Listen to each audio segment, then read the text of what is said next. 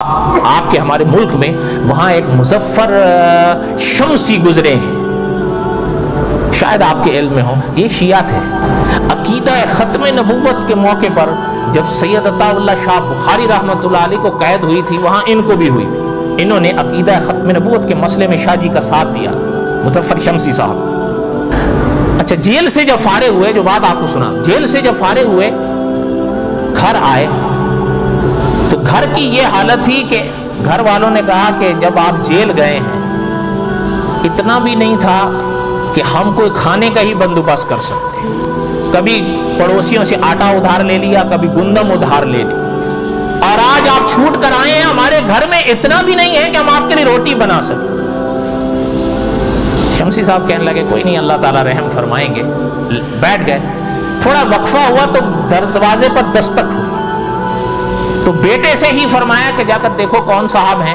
بیٹا باہر گیا، تھوڑی دیر ہو گئی وقفہ کو، بیٹا لوٹ کر نہیں آیا تو خود باہر آ گئے، بھائی دیکھوں کیا بات ہے۔ تو دیکھا کہ گھر کے دروازے پر ایک ریڑھی ہے، ریڑھی کے اوپر کچھ آٹے کی بوریاں ہیں، کچھ چاول ہے، کچھ دال ہے اور ایک لفافہ ہے۔ تو بیٹے سے پوچھتے ہیں یہ کیا ہے؟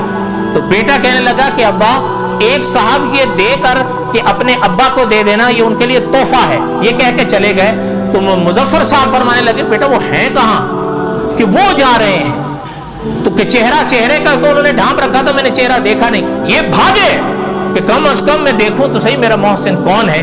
جا کر پیچھے سے پکڑ کر سلام کیا، تو جب چہرہ ان کا چھپا ہوا تھا تو چہرے کو خود اٹھا کر دیکھا تو کہتے ہیں کہ وہ تھے جنہیں دنیا مولانا احمد علی لاہوری کہتی ہے رحمت اللہ علیہ۔ تو مولانا احمد علی لاہوری رحمت اللہ علیہ فرمانے لگے شمسی صاحب یہ آپ نے اچھا نہیں کیا۔ تو شمسی صاحب کہنے لگے کہ حضرت ناراض نہ ہو، بس میرا دل تھا، میں اپنے محسن کا چہرہ دیکھنا چاہتا تھا۔ فرمایا کیا احسان کیا ہے؟ مولانا احمد علی لاہوری کے الفاظ ہیں، فرمایا کیا احسان کیا ہے میں نے آپ پر؟